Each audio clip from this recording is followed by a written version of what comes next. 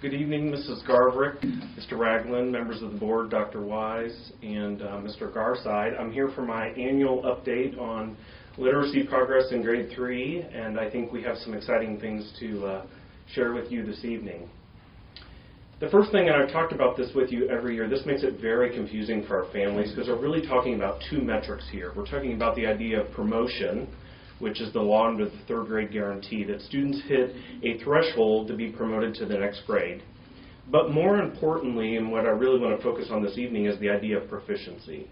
Because the idea of promotion is a low bar, I believe, for our students. We want to get them proficient using the state assessments according to the state of Ohio.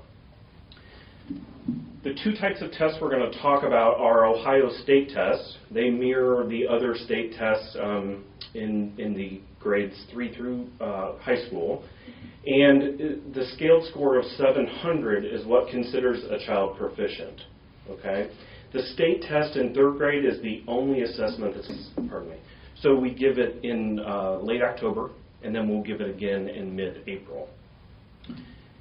The promotion score, the test can be used for promotion, and there are two different bars that can be set. They can score a 677 subscore, or a scaled score, or a 45 subscore. And what that subscore is they take out the writing component and just leave the reading component. So those are two ways that children can be promoted under the state test. Again, we're looking at the 700 as the bar we want our students to achieve. The other thing that's important to keep in mind is even though this test is given in October, the expectations for that test, or the way that the test is written, are based on end-of-the-year standards. So when you look at these scores, and while they may seem low, remember our students haven't even had third grade yet. And so that's important to keep in mind. The way the law is written is students have 5 opportunities to achieve the promotion to the next grade. So they'll take the state test twice, and then in the other 3 assessments given in the year is over here on the right side. The state identifies alternative pathways, much like graduation, that students can be promoted. We use the Iowa Norm Referenced Assessment. The reason that we do as a state-approved alternative is it meets other criteria, such as gifted identification, so we minimize assessments on our students. We realize that there is quite a bit of assessment, and so this prevents us from having to give something different and additional. I want to talk now about that idea of proficiency, that 700, which is the bar we're aiming for. This chart on the left side is important. You might remember, and I realize the numbers are small, I showed you last fall the flatness of our scores. Over the last 3 years, we were nailing about 23, 24% year after year after year in the fall. It speaks to me that our K-2 program is not getting students far enough, but I'm excited to report to you this fall we bumped 4 percentage points. So while we're not anywhere where I'm hoping we will be, we're starting to see a bump in that first opportunity, and you might remember this is our first cohort that had all-day kindergarten with your proposal and inception. This is that first class. So I'll speak again at the end about some other things that I think may be contributing to that, but I think this is real good news that we're going to be keeping an eye on. That very first, it's kind of the first starting line, has seen a shift over time. When we talk about the idea of promotion, I think this is very important because the last thing that I want is an 8-year-old worried about if they're going to go to the next grade because they're working as hard as they can and as fast as they can. What this chart is designed to show you is apples compared to apples over time. So since we started talking about this 4 or 5 years ago, the bar continues to raise. The cut scores needed for a child to either be promoted or to be promoted to the next grade keeps increasing. If you look here on the left, what I applied here is back in the fall of 15, the metric was a scaled score of 672 or a 42.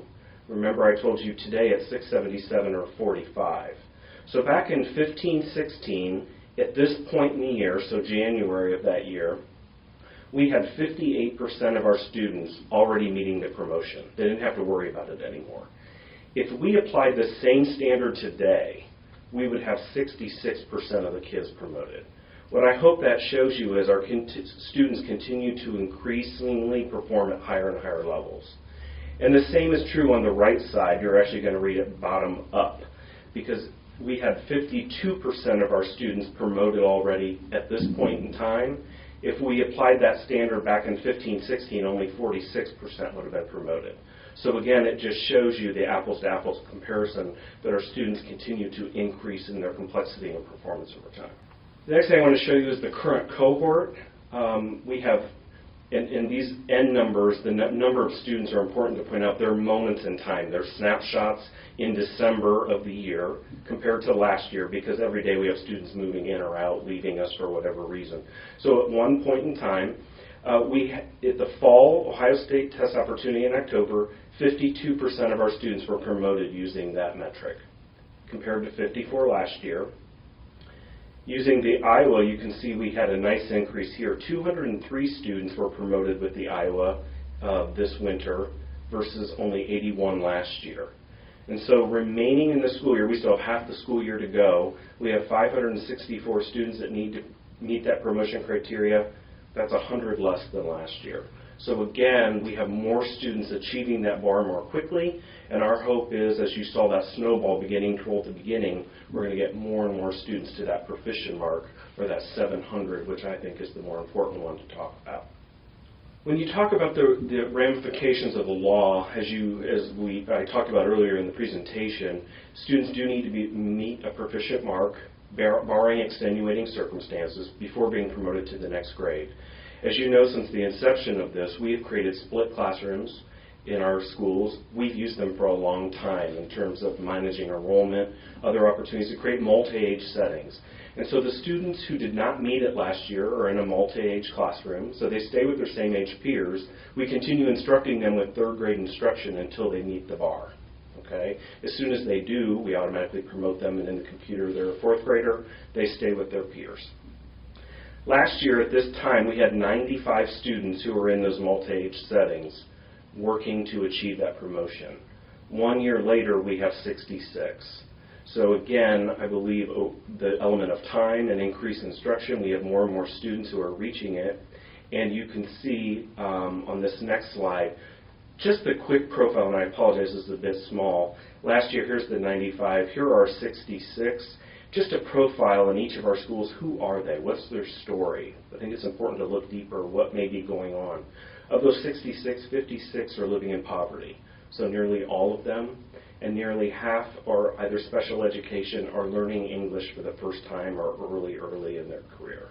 So this paints a little bit of a picture of some of the hurdles and barriers that we're trying to support, and who they are and what their story is. And finally, I started at the beginning with how do we continue working to move toward proficiency. One of the key things is a familiarity with the test. The test has stayed the same now for a few years, so we're grateful for that. It allows us to refine our skills, our teaching practice, and help students perform. I talk about it all the time like a marathon. You can go to the gym every day and jog on the treadmill, but on that race day, you have to be prepared to run the 26 miles. And so we're increasingly daily giving students opportunity. Our students can craft. They can write over pages and create a story in 8 days, but on 2 days they have 45 minutes to craft that on the computer. So are we giving them enough opportunity to feel what that feels like? Because remember, this is the very first time they're taking that test online. I talked a little bit, and I talked at your retreat last year, just continuing to refine our practice. What does this look like? How do we help students think at higher and higher levels? And one of the things we're noticing here is breaking up second grade to not be with primary, be more with our intermediate colleagues with the transition band and the standards, to kind of raise that rigor. And at the same time, as I already pointed out, these are our first students who've had more time. That first year of kindergarten, they had double the amount of time. And I believe as kindergarten instruction has continued to grow over time, we will see this snowball continue rolling as our instruction has increased and improved a great deal since that very first time 4 years ago.